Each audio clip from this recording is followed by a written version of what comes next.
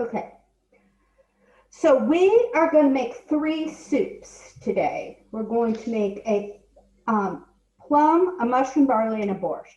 All 3 are Ashkenazic Jewish soups that tend to be made around Sukkot, just because it's harvest time. So you're harvesting these things at this particular time.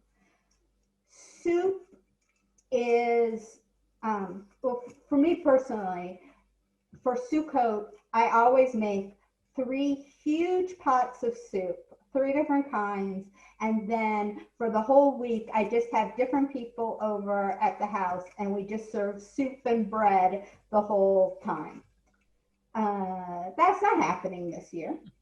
So it's the middle of Sukkot and I'm making my soups now. And I'm not doubling or tripling the recipe. Soups are the epitome of peasant food. And I did all sorts of research on these types of soups, and they really all have specific Jewish components. One is they're all vegetarian. And in their communities, well, except for the plum soup, in their communities, the other people besides Jews would be making these things with meat.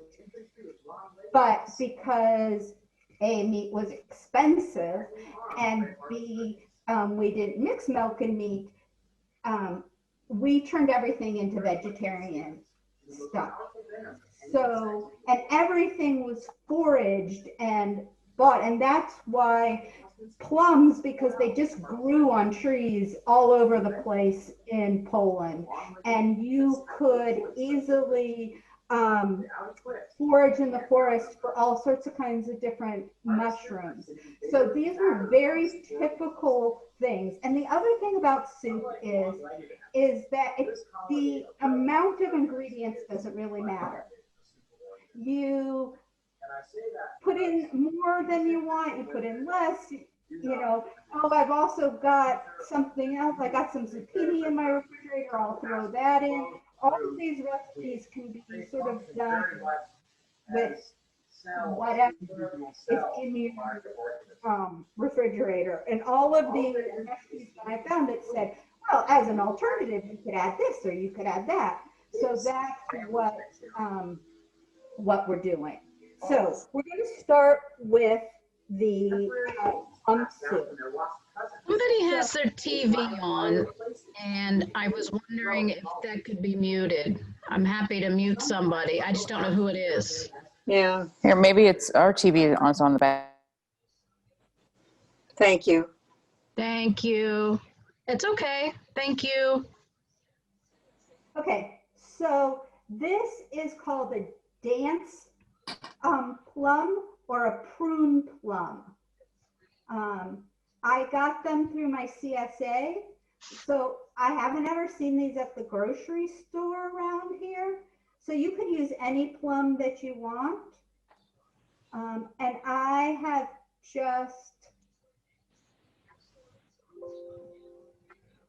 so I've cut all of mine in half. You can see they're in half. And these last couple, this is how I did them, is that just along the ridge of the plum, cut all the way around and pull it so that the seed just comes right out. So, well, I'm pointing at the wrong camera.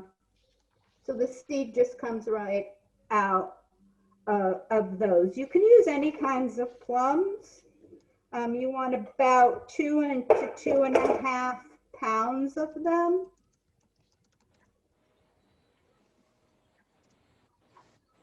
Are you guys being able to see all right? Mm-hmm. Judy, do you want to spotlight me so that it's easier to?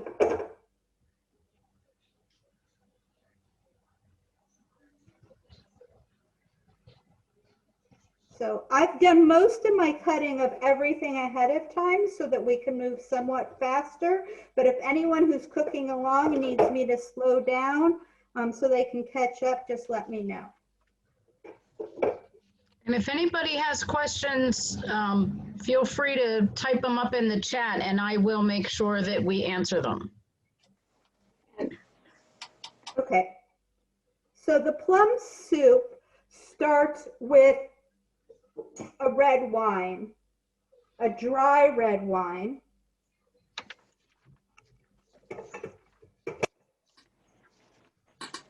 And when you cook with wines, you want to make sure that you pick a wine that you'll drink, because that's what your food's going to taste like. So if you like cheap wines, get a cheap wine. If you don't like cheap wines, then spend more money. It can be a Merlot. It can be, this is Malbec. I used a Cabernet Sauvignon last time I did it. And we're just going to put, I was so organized, and then I didn't do things like measuring cups.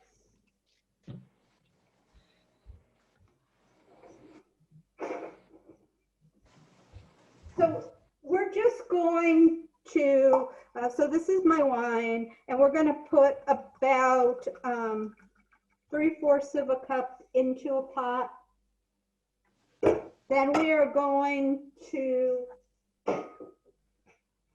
put a cinnamon stick or half of a cinnamon stick into the pot.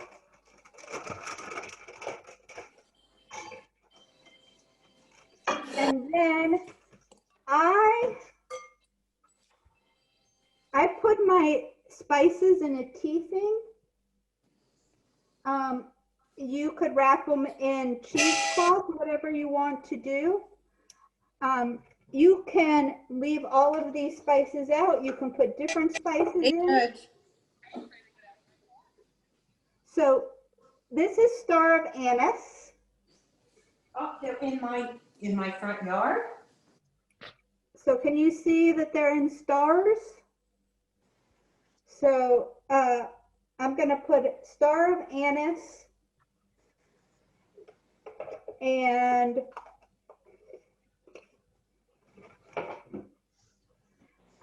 cardamom seeds. So the actual, not ground up.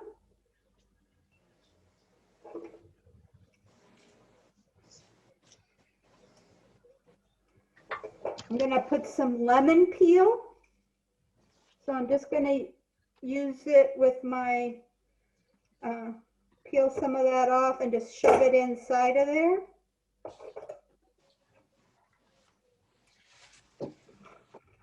And I don't have regular cloves. I only have ground cloves. So for those, I am going to just sprinkle some in. Mara, Lisa's cardamom seeds are very smoky. What do you think? Okay to use them? What? Lisa's cardamom seeds are very smoky. Is it okay to use them? Yeah, sure. I mean, if you like the taste, Lisa. If you don't like the taste, don't put them in. Thank you. I have gotten lots of questions in the past about my spice drawer. So here's my spice Look drawer. at that. Wow. In alphabetical order, which I learned from my mother. And my cousins will tell you that my mom is a little pedantic and neurotic. So, so there it is. It starts That's with an OC right there. all spice and goes to Za'atar, A to Z. Wow. So there, you could sort of put in anything that, like, you might want to put in sangria or anything like that into it. And now we're just putting it in, and we're going to bring it to a boil.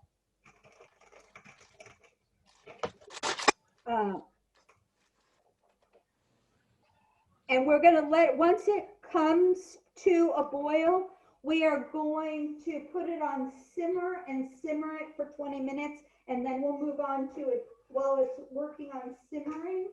We are going to move on to another one of the soups. So that's all we're doing right now with the plum soup, is simmering the wine. Now we're going to move on to borscht. So borscht, I found a whole article on the history of borscht, and it is really fairly fascinating. And I'm going to share some of it with you. So it started in the Ukraine. Russia likes to claim it, but it started as Ukraine. If you claim it as Jewish, there'll be plenty of Christians that will yell at you. If you claim it's Christians, there'll be plenty of Jews that yell at you. They think that it was originally started between the 5th and 9th centuries, except it was cooked from cow parsnips and not beetroot, and which gave it a sort of a soury taste. And if you think of true Ashkenazic stuff, a lot of it is a sweet and sour component to it. Ashkenazic would make alcohol or something out of rye bread called kras. I'm sure I'm not pronouncing it right. And they would eat it with the borscht. And it was basically eaten only by the rural poor, even as late as the 15th century. It was known as a peasant food. Then times changed, and in the 17th century, it got took over by the nobles, who decided it had a noble taste because it was purple, and purple is nobility. And then it started getting, it got the cow stuff got switched for sorrel. And if any of you have ever had sorrel soup, it's got sort of a sour taste and it's green. And they would call it light borscht, which I never knew before. They would also sometimes add cabbage now, or even sauerkraut. And then they think that the beetroot came in mid-16th century. And then slowly, as other things came in the 19th century, potatoes and tomatoes were added. So it's like all of these things and that's how we got to our red borscht that we know of. It's very rare to find so borscht can be both hot or cold. Hot tends to be loaded with meat. And it's unusual to find a recipe that is hot without meat. But I found one because I like it hot, and I also make a cold one in the summertime. But I mean, that's the fascinating thing. It's all the same sort of ingredients. Some people put more potatoes in, people leave out the tomatoes.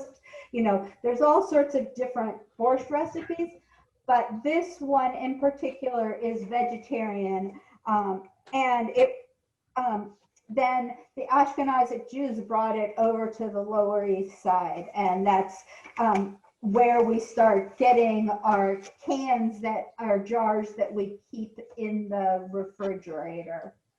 And my grandmother always had a jar of Manischewitz borscht in the refrigerator. Always, always, always.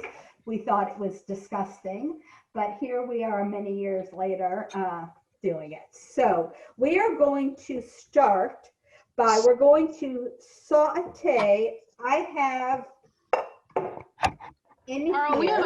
we have a question before we move on. So the plum soup, Just the wine and spices so far, no plums? No plums, just the Okay. wine and spices Thank so you. far. Great. So this is, and I'll turn it back to the cutting board angle. So this is a cup of onions chopped to about that size. But again, as long as you make everything chopped about the same size, there's no worry. You can make this much bigger or much smaller. It's all dependent on your taste.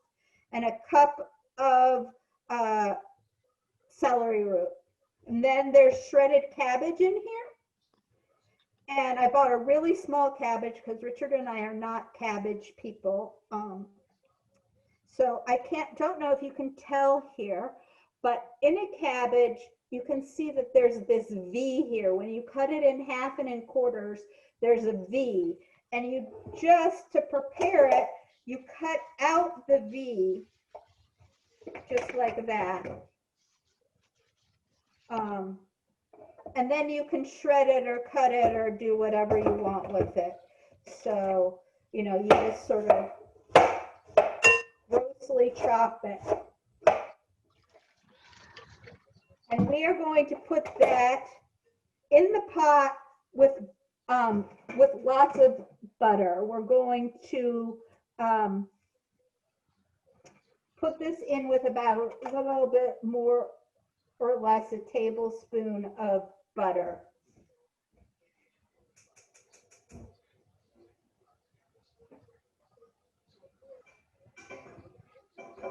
And once that melts, we are going to put these vegetables in and cook them until they're nice and soft and translucent.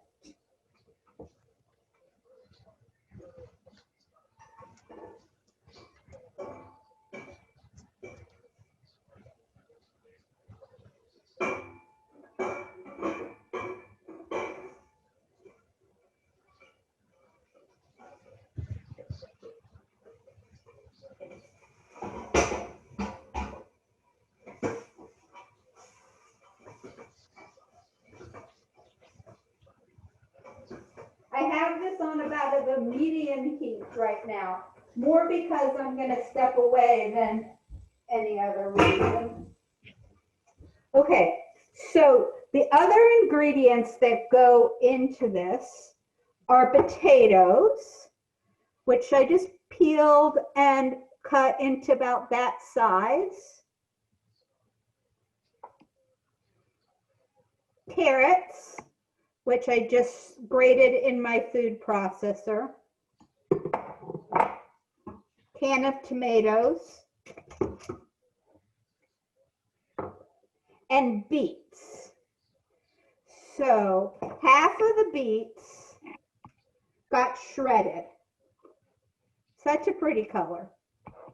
And beets come in all sorts of different colors. So you can make this with a whole bunch of different colors and it will be, depends on the color of the beets of what color it will be. And the other half get diced. I wanted to show you how to prepare beets. So this is what beets look like. I would advise you to get bigger beets for this. These beets are great for boiling or roasting, but not so much for peeling. To make beets,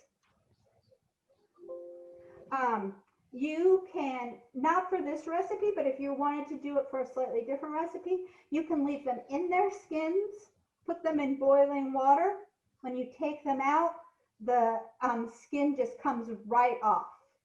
It's simple as can be. You can do the same thing with roasting. You can just throw them in and roast them and then take the skin off. Or you can peel them first and then roast them. But we're going to peel them. So I don't cut off the end yet because I use that to sort of hold on to it.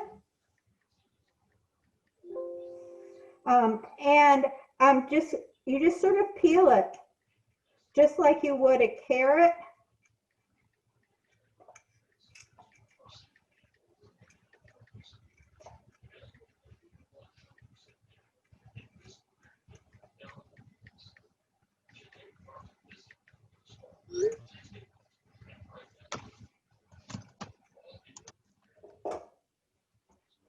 And then we got our beautiful, and we'll then cut off the ends. Now the thing about beets that made it such a great ingredient for our Ashkenazic ancestors is that you could use all of it. You use the root, you use the green, you use the stem, you use everything. And when you are poor, that's what you have to do, is you have to be able to use everything in lots of creative ways. So, you know, that's why you might throw chicken bones in here, because you had chicken for Shabbat, and you're going to use every piece of it over and over again until you've used everything up. Now, that's what happens when you make beets, is your hands turn purple, your cutting board turns purple, and you need to go wash up right away. So I'm going to wash my hands. I think they will stay purple for a little bit. Bye, Susan.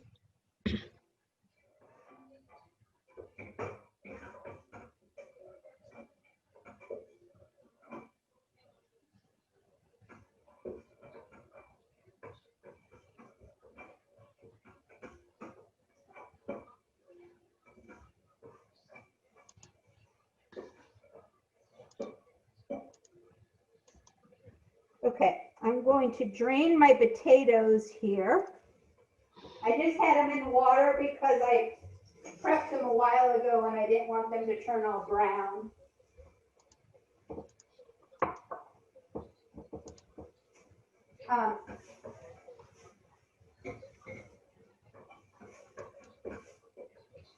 We're almost to a point that we're translucent in there, but not quite. I'm going to add the garlic now. So it has two garlic cloves. I'm just putting it into this thing.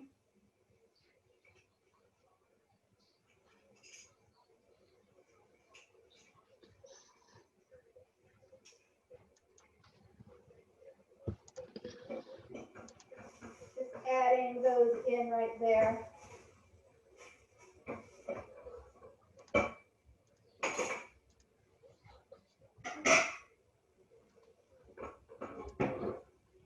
And this is what this looks like right now.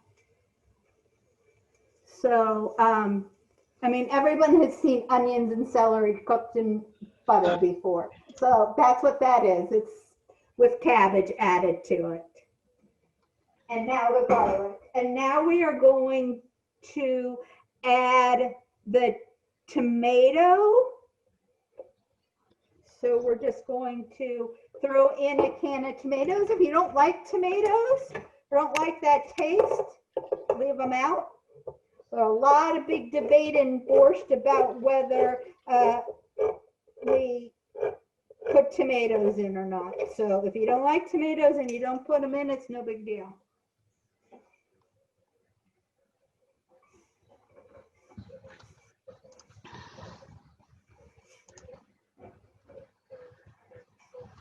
And when you do this, you do not throw the lid of your tomato can into the pot like I just did. That doesn't work very well. You want to make sure that that gets thrown in the garbage can.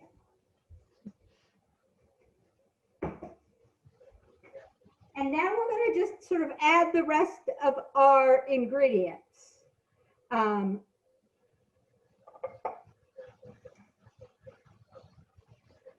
So we're going to add our potatoes,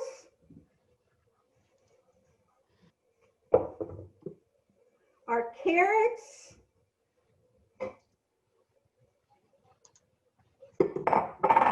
our diced beets, and our other beets, our grated beets. And we are going to add 8 cups of broth. if you're good and you make your own broth, that's awesome. I also think that when making soups, it's easier to buy stock. So this stock has 6 cups in it, so I'm just going to pour it all in.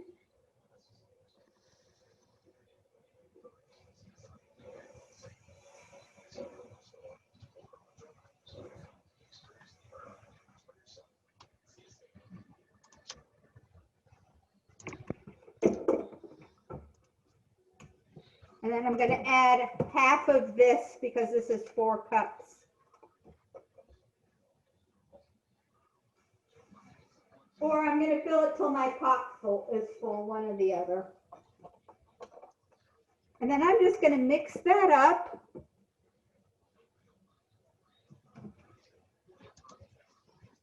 Now, if you were going to add anything else to your borscht, if you wanted to add beans or anything else like that, that you'd add them in now as well. And what we're going to do is we're going to bring this up to a boil. And then we're going to let it simmer until the beets and potatoes are cooked through. We're also going to throw in some salt and pepper. And how much you throw in is just completely, totally up to you.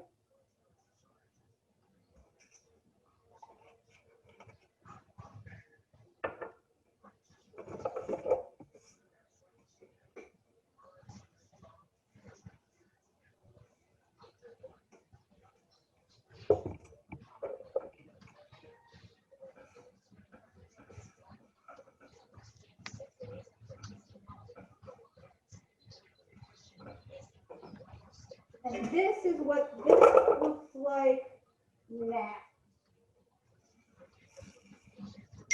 So that's what it looks like right now.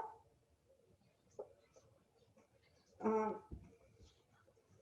going to let that come to a boil, and then we will finish it off. Let's go to our next step on the plum soup. And then we'll go to the mushroom barley. This next step is really hard. Okay, I want you to take your plums and put them in the pot.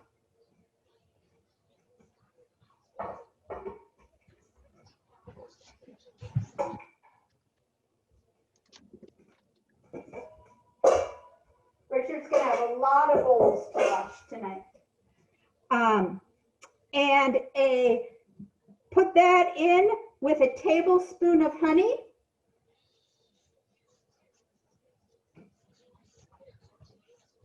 Again, if your wine is really dry, you might want to put more in. You're going to want your heat now on a medium setting. We're going to cover it. And for about 20 minutes, it's going to cook the vegetables, the fruit down. Okay. Moving on to the mushroom barley soup.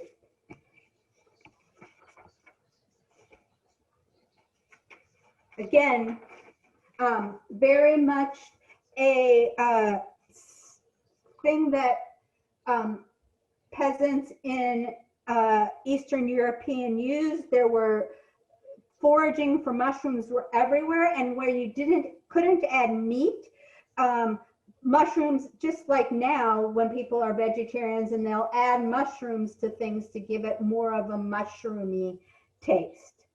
So what we are going to do is make a roux. And this is, first we're going to wash my hands to get the honey off the bowl.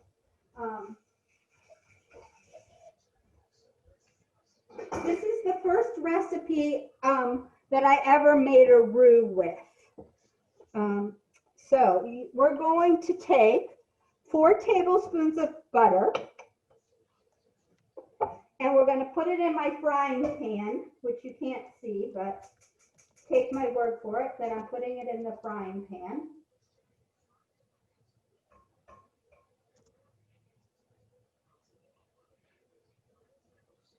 Actually, I lied. We only wanted to put 2 tablespoons in.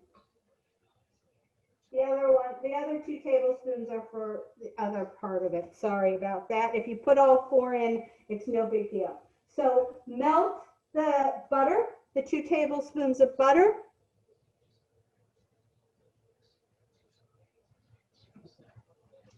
And once it's melted, we're going to whisk in some flour. And then you cook it until it turns a golden brown.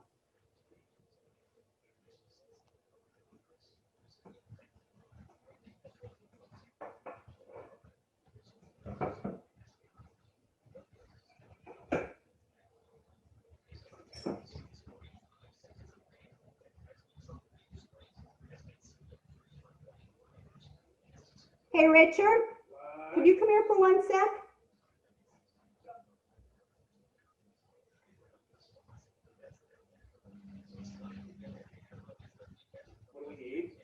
Can you hold the camera so that they can see me making the roux? So take this camera and hold it up over that. Okay, so I'm going to put the flour in now, and I'm just going to whisk it. Laura, do we cover the plum soup now? What? Do we cover Somebody the plum wants soup? to know, The do we? plum soup should be covered now, yes. Okay, thank you. Connie, cover the plum soup. The plum soup should be covered so that the fruit cooks down. Now you see how here it's turned a nice yellowish color. We want it a little bit browner than this, but we don't want it to burn.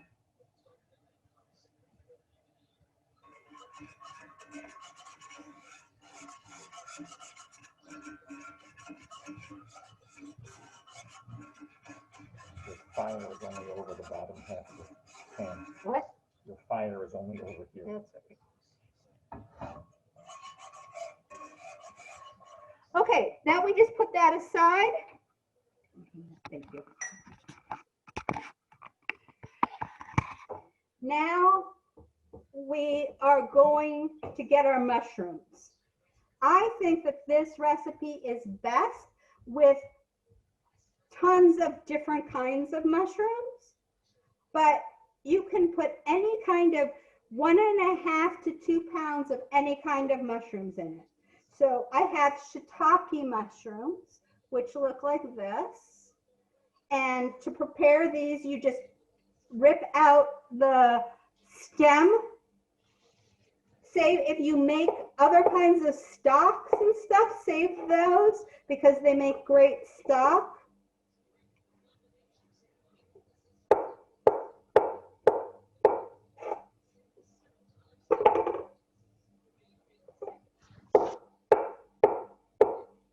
So I have shiitake mushrooms.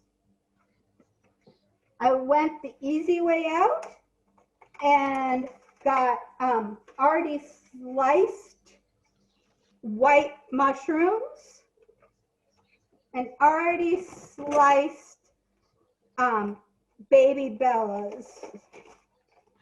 So we've got lots of different sort of, I like it as rustic as I can get it, and so I'll put all sorts of, and then these mushrooms, the farmer's market in Bloomfield has a forager, and he sells mushrooms, and I buy some each week, and I don't know what they are or what they taste like. I think these were called cauliflower, which you can sort of get the idea of why they're called cauliflower. And I just sort of tore them up to sort of bite-sized pieces, and we're going to throw these in as well. You really, truly can put any 2 pounds of any kind of mushroom in here. Do you have to mix them, or can you do all of one kind? You could do all of one kind. The recipe calls for a pound of white, and a pound of shiitake. So it does call for 2 to give it sort of a mixed taste, but you could put any kind in you want and use just 1. Okay. The other thing that this recipe has is shallots. Shallots look like this. They're from the onion family. Has 6 shallots in it.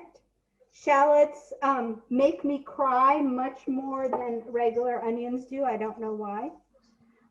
They usually have 2 pieces to them, so you pull them apart and then you slice just a little bit into the middle so that you can pull the skin off. For some reason, these shallots that I bought are very dirty, and I've never seen such dirty shallots. I didn't get them at the farmer's market. I got them at Giant Eagle, but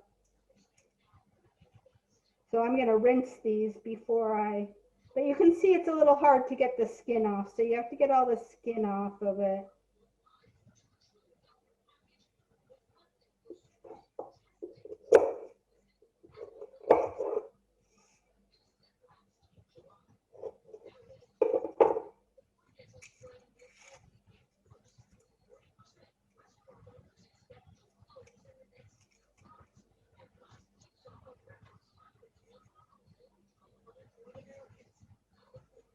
Okay, there we go.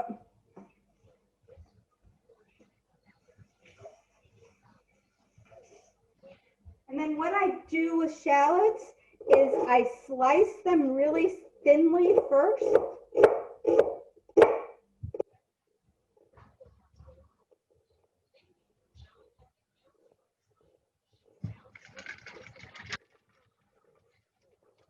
And then I chop them from there.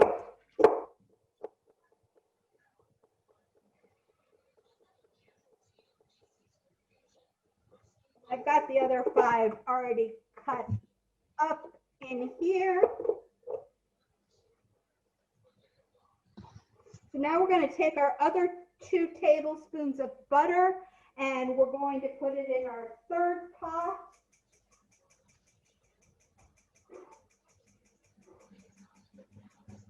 That is, if the stove on this side will light.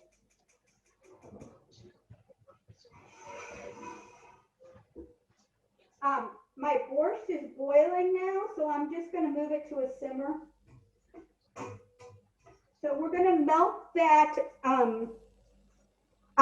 butter, and then we're going to cook the shallots for about 5 minutes.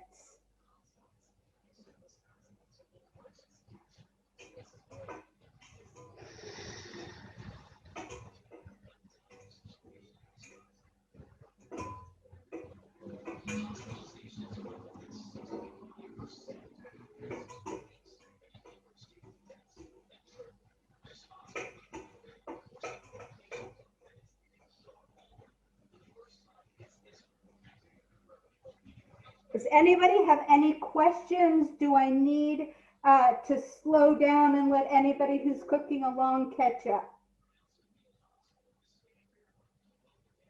We all good? Okay. While those are cooking, I want to show you the barley. So I pre-cooked the barley. So this is what it looks like cooked. This is about a cup of uncooked. This is what barley looks like when you buy it in the store. Mara, you're on the other camera. Oh, this is what it's like when you buy it in the store. It's pearl barley, and it looks like this. Back in the day when they had bulk stuff, you could buy barley in bulk, but now we don't do that anymore. I'll turn on the other camera. So this is what uncooked barley looks like, and you sort of cook it just like rice or any other grain. So it was 3 cups of water to a cup of barley. You boiled the water, you threw the barley in, you cooked it for 45 minutes, and then you drained it. So not a real hard thing to do. So we're going to put those back over here for when we need them. Our shallots are now getting nice and translucent. And we're going to add all of our mushrooms. So our cauliflower mushrooms, our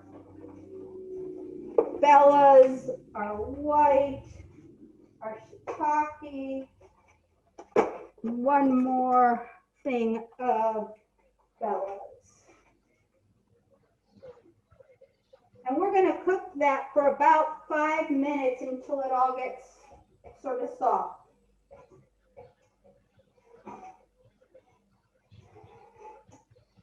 And I really wish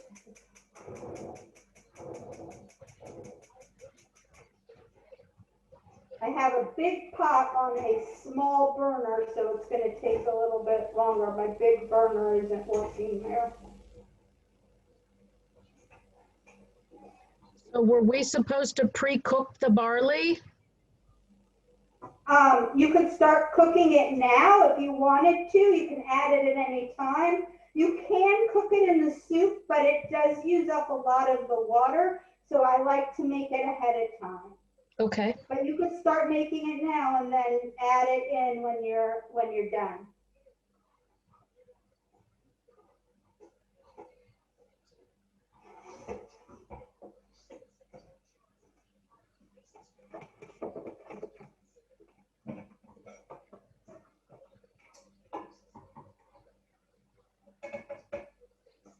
People who are making the plum soup, you probably want to give it a stir. And this is what mine looks like at this point. Hasn't cooked down enough yet, so. We're now in that really bad time in a cooking class where there's nothing to do, but let everything mix and stuff. So we're just, sort of going to get rid of some of the garbage here. If you guys have questions, ask questions. So here's what I learned about mushrooms in the Lower East Side. No longer were they foraging in the forest. They were foraging in the middle of push carts in the Lower East Side. And the mushroom man would, because dried mushrooms have even a more intense flavor and can really give you a meat flavor, the guy would wear dried mushrooms around his neck, so he didn't even have to have a push cart and pay for that. He would just do that, and when you found him, he would rip off as much as you wanted and give it to the person. And it tended, for some reason, to be an old man who were the mushroom men. Don't know why, but I'm going to stop talking and go stir my mushrooms.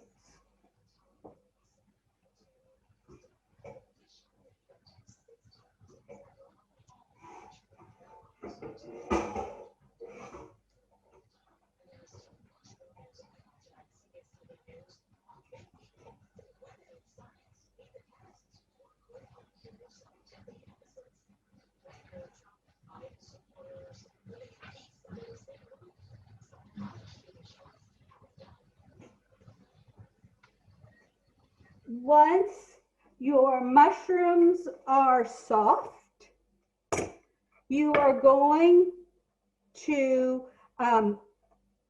add your chicken broth, your vegetable broth, your beef broth, whatever you want. You want 6 cups of it.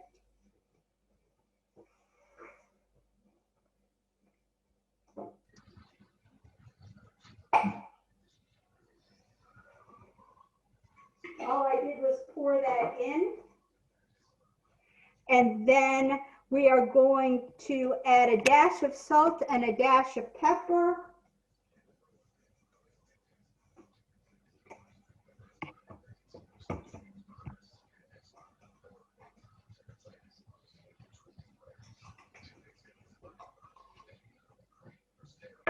And we are going to add thyme.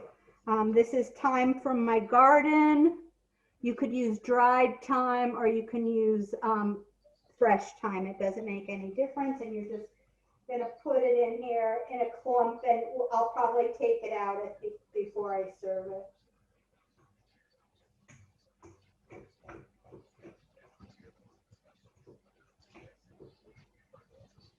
Okay, that needs to be brought to a boil.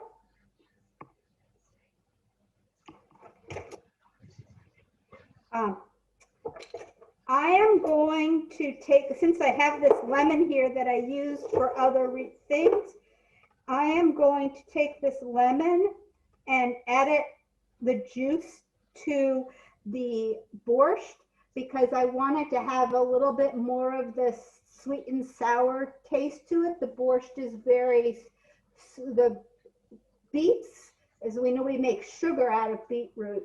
It's actually adding vinegar or lemon juice will help give it a more refreshing flavor.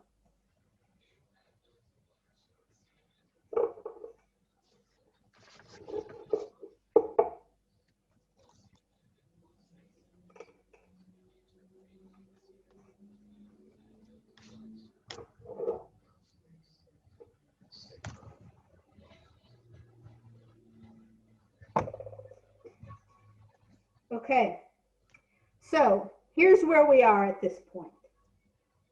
We have our plum soup cooking down nicely, and it's going to be almost ready in a couple of minutes for us to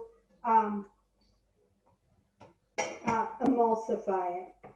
The borscht at this point will be done once it finishes cooking. I'm going to check and make sure I'm right on that, but yeah, it should be done anytime. And then we just need to finish up the mushroom barley by adding the roux to it in a little bit. So what happens to this plum soup next? And those of you who are making the plum soup may want to still have yours go on a little bit longer. I'm going to take mine off just because I want to show you what happens next.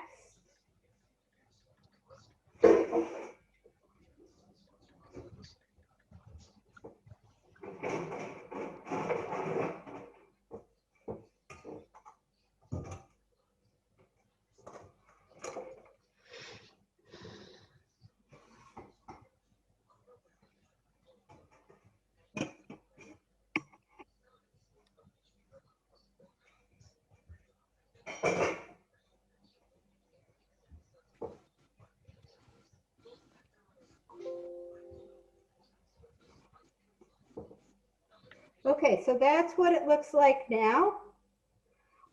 You want to take out your spices.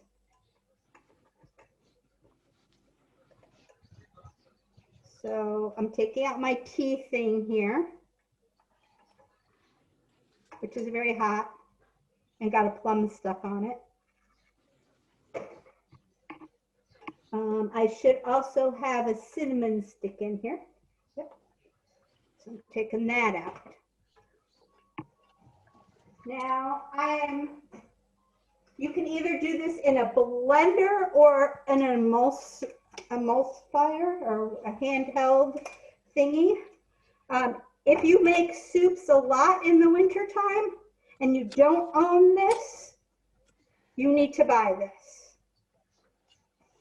because it's so much easier to do this when it's hot with a handheld than it is in a blender. It's so much easier to burn yourself in a blender. So we're just gonna to whatever sort of texture you want. If you want it to be purely pureed, then go all the way to that end, or you could leave it chunkier. It's up to you.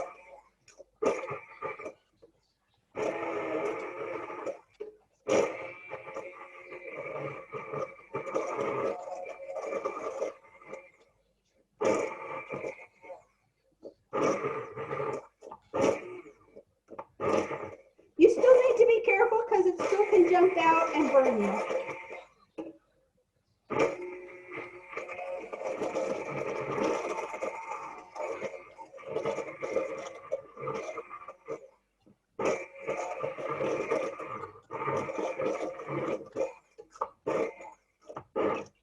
Now, once you get it to a consistency that you like, so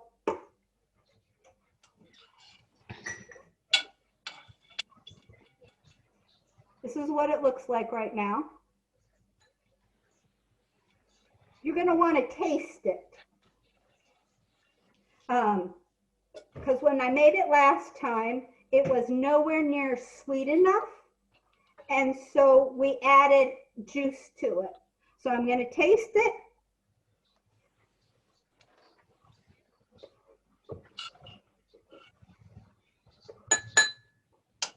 And I'm going to add, you could add more honey, you could add sugar, I'm going to add a little bit of agave and a little bit of cherry juice. You could use apple cider, you could use apple juice, you could use orange juice.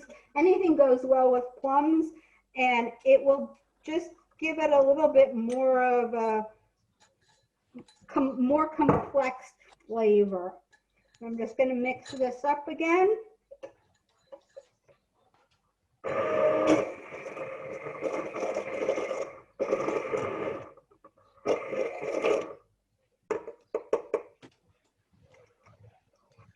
And that's it on the plum soup. We are finished with it. And it's going to look like this.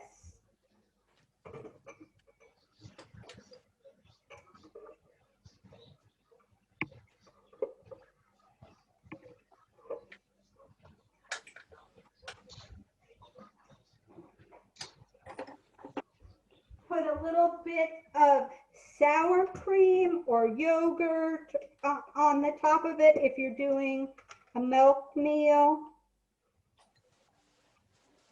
Maybe put some mint on there, make it pretty. And there you go. There's your plum soup. You can serve it hot, at room temperature, or cold. And really all we did was heat up wine and spice it and throw the plums in. It's actually very simple. So that is our first soup all done.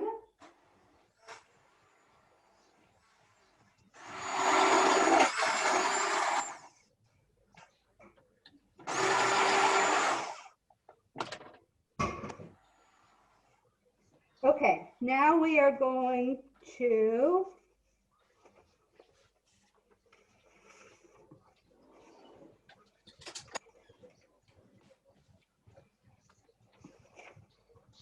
so now we're going to get our borscht.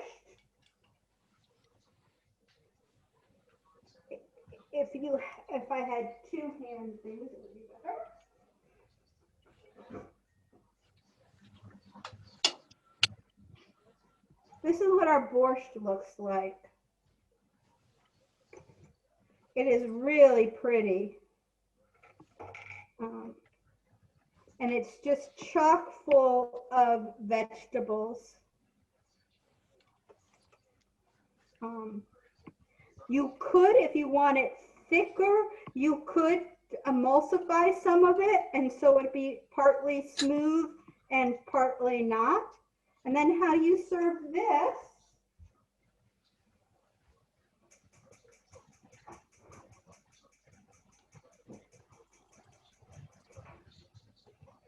sorry, I'm going to move the mushrooms to a bigger flame so that we get any chance of having these done tonight.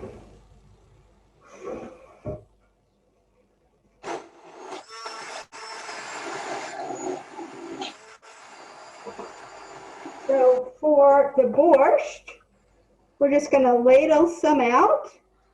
Nice combination of both the vegetables and the broth.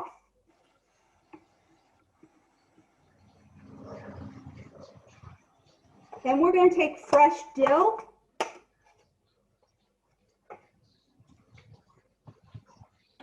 and put it over the top. A couple sprigs, so add some green color and a different layer of flavor, and either yogurt or sour cream again. And then, so this is how we end up with our bowl of borscht, which again is beautiful. Our mushroom barley soup will not be beautiful. It will be all brown. But our borscht and our plum soups are nicely done now.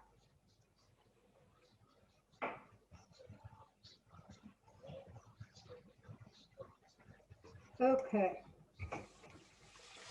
We're just waiting on our mushrooms here, which aren't even boiling yet.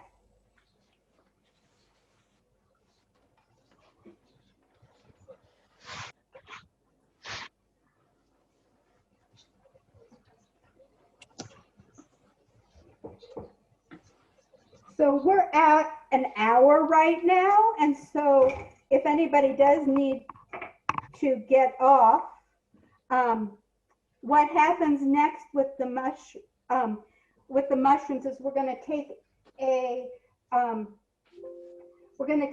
cup of the broth and a cup of the broth and put it in with our roux and mix it in, and then pour all of that into the soup to get it to be thicker. Lisa, what was your question? Mara, correct me if I'm wrong, but wasn't borscht served at either your bat mitzvah or your wedding as one of the courses? Do you remember? No. I remember very little about my wedding, except Lisa made my wedding cake. Yeah. Wow. Yeah, it was a cheesecake with a strawberry glaze, and Lisa made it, and you were very young at the time. Oh gosh, I could do, if you ever want to have a second wedding with Richard, just let me know and I'll do better this time. It was beautiful. It was 3 layers of cheesecake. It was a sort of a miracle. It all came together. Yeah, that is true. That is absolutely true. But I remember borscht at one of your family's. Yeah, I'm sure. Probably a bar bat mitzvah. Probably. Hopefully not for the kids, but. Yeah. Okay, my mushrooms are now finally boiling. So I am going to let these, if any scum comes up, you want to skim off the top of your mushroom soup, but mine is not doing that right now.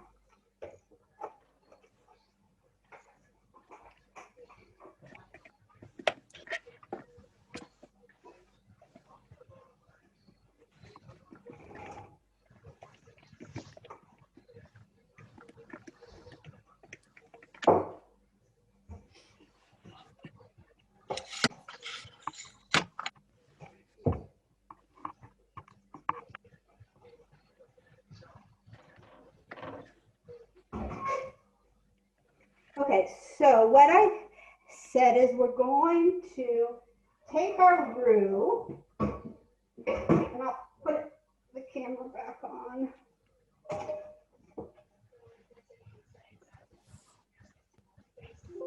Okay, so here's our roux.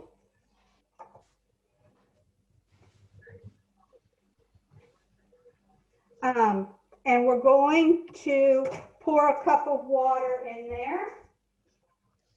Oh no, sorry, we're not going to put a cup of water in. See, I'm getting tired. You're going to put a cup of the soup broth into this and whisk it up so that you don't, so it becomes like a sauce.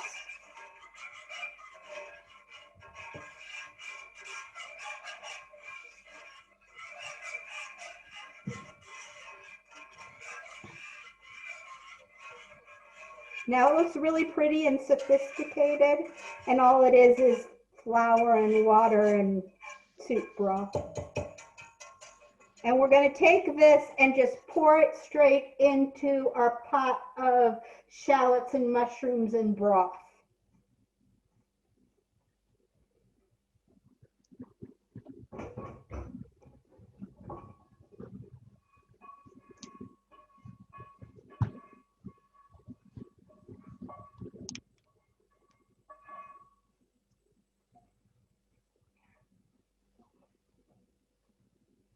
So I mixed that up.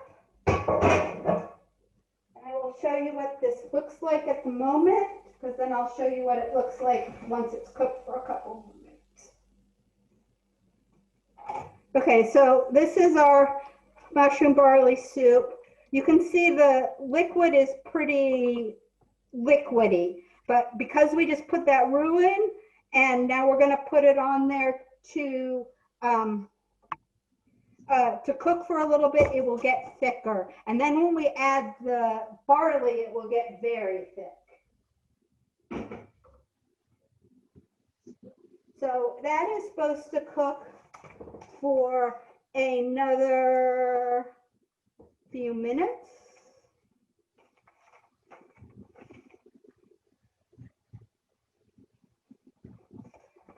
But we can go ahead and add our barley.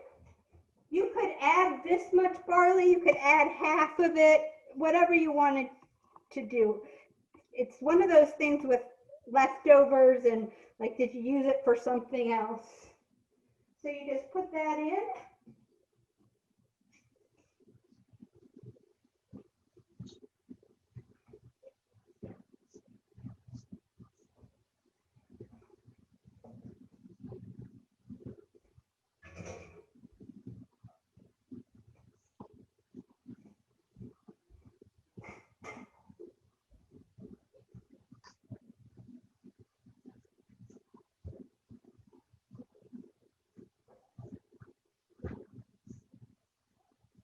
This will get thicker as it sits here. But then this is our mushroom barley soup. So we've now got all three of our soups.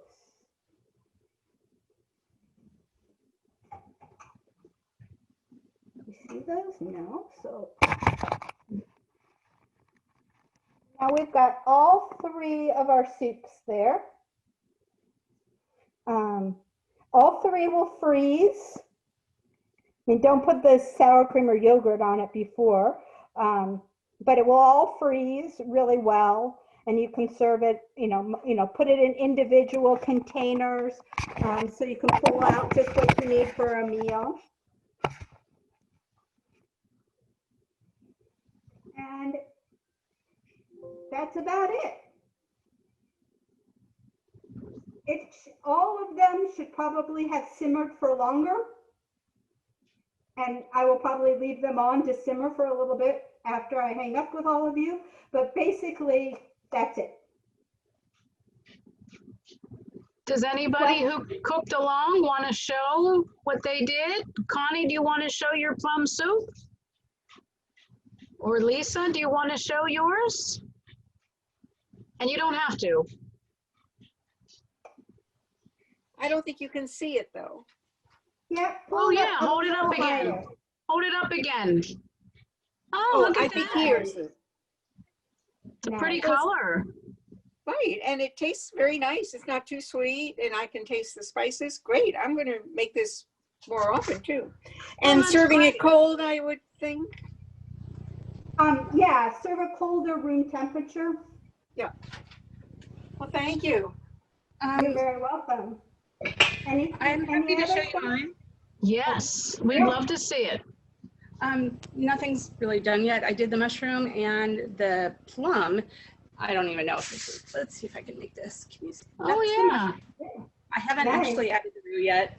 I just put in the barley though, even though it was out of order.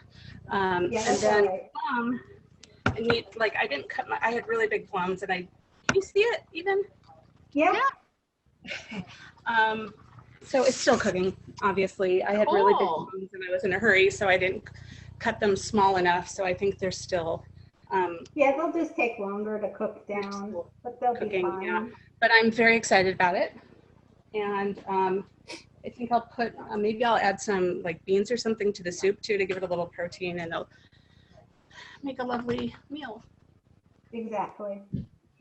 Mara, have you done these soups in the either Instant Pot or slow cooker? And if so, what's your preferred way of making them? If I'm making 3 soups, I usually would make one in the Instapot just because it gives me more room on my stovetop. Especially if I'm making tomato soup or butternut squash soup, I'll make those in the Instapot. I think everything in the Instapot, I think that things taste good in the Instapot. And I don't do it as a slow cooker, I do it as the Instapot faster cooking.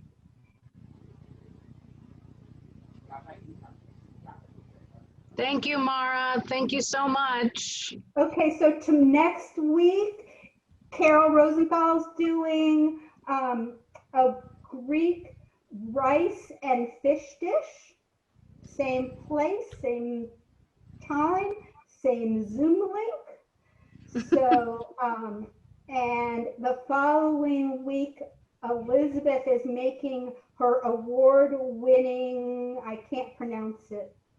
Oh, we swapped. So Carolyn is I the know, following so- week, and then I'm the week after that. What are you making, Elizabeth? A pavlova, and then since that takes a lot of egg whites, we'll make lemon curd because we'll need to do something with the yolks. Ooh, yum. That sounds good. I will let you know that we won't be able to finish it in the session because it takes a really, really, really long time to bake at a low temperature. So we'll get it in the oven, but that's where we'll have to end it. Okay. Go ahead, Connie. I just took a cute picture. Do you want me to send it to you? Yes. You know, it has my pot and, the stuff on it. Yes. So Tammy put in the chat, anybody wants to send photos of your soup, of your sukkah, whatever, this screenshot, send them to Tammy, TAMI at TempleSinaiPGH.org or tomorrow, who will forward them on. Right. And Tammy will also be sending out right now you just have the ingredient list. Tammy will be sending the recipes to everybody. If that's it, I wish us all a calmness as we move into debate time. Everyone should go pour their wine or alcohol now. And I will talk to you all later. Thanks for coming. Thank you. Mara. Thank you, Elizabeth. Thanks, Mara. Thank you. Okay. Oh, I know.